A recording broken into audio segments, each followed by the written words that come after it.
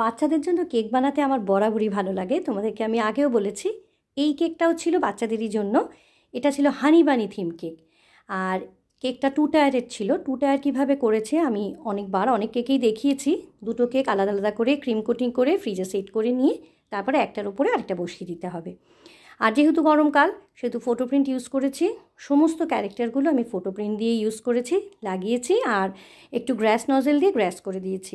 যেহেতু হানি বানি তাতে তো একটু গ্র্যাস গাছপালা দিতেই লাগে, নাহলে ডেকোরেশনটাই বা কী করব। তো সব জায়গাতে আমি গ্র্যাস করে দিয়েছিলাম, কিছু কিছু লম্বা লম্বা গাছও লাগিয়ে দিয়েছিলাম। আর 7 বছর বয়স যেহেতু ছিল সেহেতু 7 ইয়ার্স একটু লাগিয়ে দিয়েছিলাম ফটো প্রিন্ট করে। আর এই যে হানি বানির সমস্ত স্টিকারগুলো ওপরে দিয়ে সাজিয়ে দিয়েছিলাম। ও আর কেকের ফ্লেভারটা ছিল চকলেট। তো তোমাদের এই কেকটা কেমন লাগলো অবশ্যই জানিও।